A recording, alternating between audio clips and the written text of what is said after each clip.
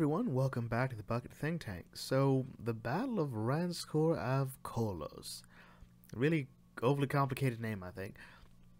But it's an interesting concept. I mean, the Ooks, I think, are great. They're pretty much more powerful than Time Lords, which I've always wanted to see happen. And they're not as over the top as the antagonist we got from last time, which was a random element of the universe that made it so the universe couldn't exist properly. And I don't know, this story was trying to do two things.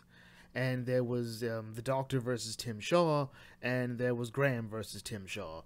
And first of all, why is Tim Shaw back? He still just looks so stupid. Apparently we're also taking the Stolen Earth storyline and compressing it into just one episode, but does it all sort of work? Well, the Doctor's still pretty much the same when finding out about Tim Shaw. The thing is, Tim Shaw was never really that intimidating a villain for the Doctor. I mean, he's no Davros, he's no Cyberman, he's no Master, he's not the Rani, you know, he's not the Church of the Silence, he's not Madame Kavarian. Is sort of nothing, really. But he is something to Graham. And that's why I think Graham's plot is way more interesting. You know, with the Doctor versus Tim Shaw, we're throwing this whole idea out, and the Doctor doesn't even do anything to Tim Shaw this time. Tim Shaw is sort of having fun, you know, prodding the Doctor, like, yes, this is because of you. I'm able to do this because you sent me here, so I'm free to do whatever I want. And this is what I've accomplished. Purely happenstance, by the way. Purely happens that he just happened to arrive with the Ooks, who mistake him for their creator. So, yeah, he capitalized on it. Sten's attack is apparently so great that he never has to even go to his planet to get it. And maybe that should have been something more built up.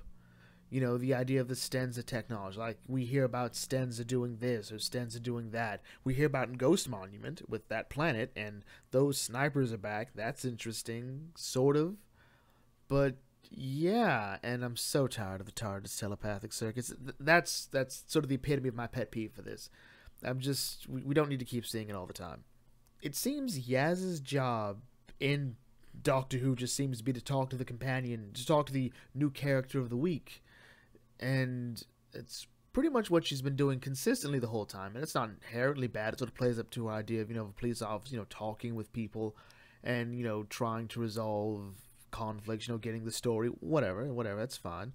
To me, I think the best part about this that wasn't Graham was the fact that, you know, Mrs. Hughes from Downton Abbey and Robert Baratheon from Game of Thrones just on the same set, doing a thing. It's fun. I've always loved seeing Mark Addy and stuff. It's always nice to see him there. And even though Phyllis Logan will always be Mrs. Hughes to me, it's always nice to see everybody getting work. You know, it's just fun. I personally am still waiting for the day that Mr. Carson gets cast as the Doctor, or just in Doctor Who as a whole. I think the problem I have with this episode is not just the fact that Tim Shaw was totally boring. The Doctor was also kind of boring here. I never really get the urgency from her in any episode for the most part. She always just sort of talking. And sometimes I think if she talks faster, we'll sort of get that she doesn't have to really emote properly. Or it doesn't feel as if, like, if we took this and compared it to any other performance she gave in any other episode, that we would see much of a difference. Part of me thinks that even though, you know, I didn't really like Class, you know, Miss Quill, that character I felt would have been a much better choice for the Doctor, because at the very least we know she can escalate, she can make things seem grander. This Doctor does not do that. But we're not going to harp on that. We're going to talk about Graham. Graham and Ryan really stole this show here.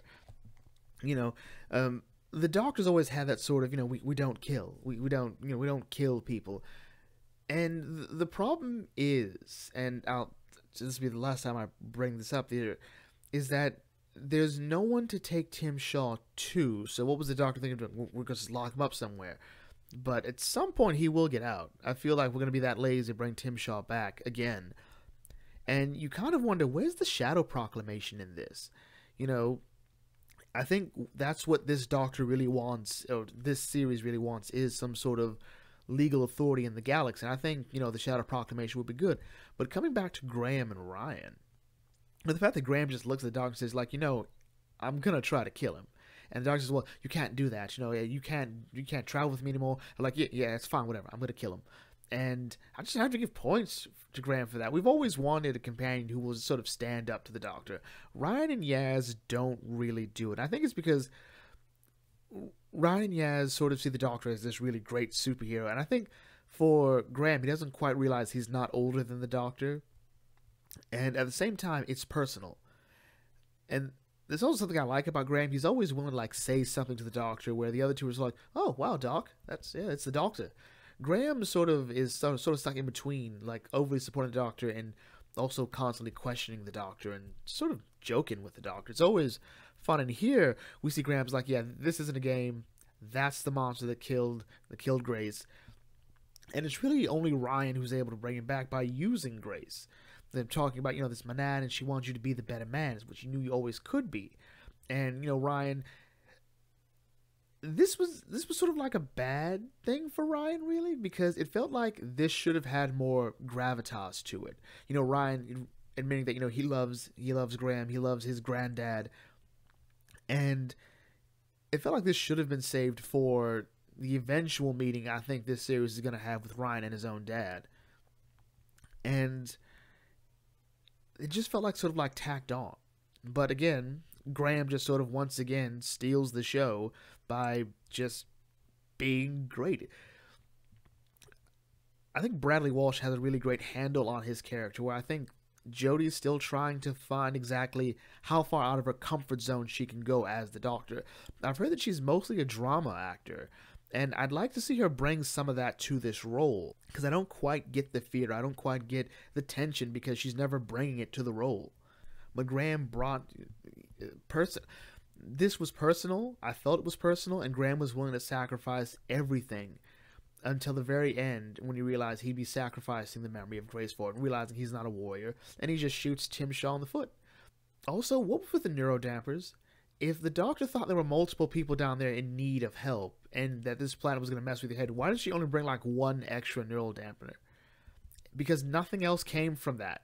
Like, oh, well, we'll give those two ours, and then we'll put them back on when our heads start to hurt. Like, totally ruined the tension for me. Like, there has to be a reason why that was sort of going on. Like, maybe the Doctor or Yaz forget who they are, or they get sort of swamped up, and the Doctor has to really remember who she is, who this character is. And she sort of realized, like, I've sort of haven't really picked who I am yet. I've been sort of going through the motions. And this episode could have been where she, like, you know what? This is who I am. We see a totally different Doctor who is sort of a mix of previous Doctors, Jodie says, which, by the way, most Doctors are in some way a mix of previous Doctors. That isn't much of a statement.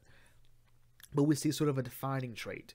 Sort of maybe a bit more sarcastic, maybe a bit more logical, maybe a bit less hands-on and willing to let people like Graham, Ryan, and Yaz do more of the heavy lifting. Maybe more of the no second chances kind, or maybe a bit more Machiavellian than some of her predecessors. Not as Machiavellian as the 7th Doctor. That's impossible. You can't be more Machiavellian than the 7th Doctor. Overall, this story tried to have its cake and eat it too. Tried to really create two stories, which would be the Doctor versus Tim Shaw and Graham versus Tim Shaw. And we thought they'd both be great. And turns out they both weren't great. It just, Graham versus Tim Shaw was always going to be more interesting. And the Doctor just sort of, I think, once again falls to the wayside, which I think is going to be like the second biggest crime of this series so far. The Doctor's not that interesting. The stories aren't really that interesting. This one didn't even... If it had a better villain, if Tim Shaw had been built up, if the Stenza had been built up better, then sure. But for the most part, no. Or maybe I'm missing something. Was there something more than Mark Addy, than Robert Baratheon being in this episode, along with Mrs. Hughes, to make this story great? I don't know. Leave your thoughts down in the comments section. Thank you for listening. This is the Bucket Think Tank signing off. May your fandom serve you well.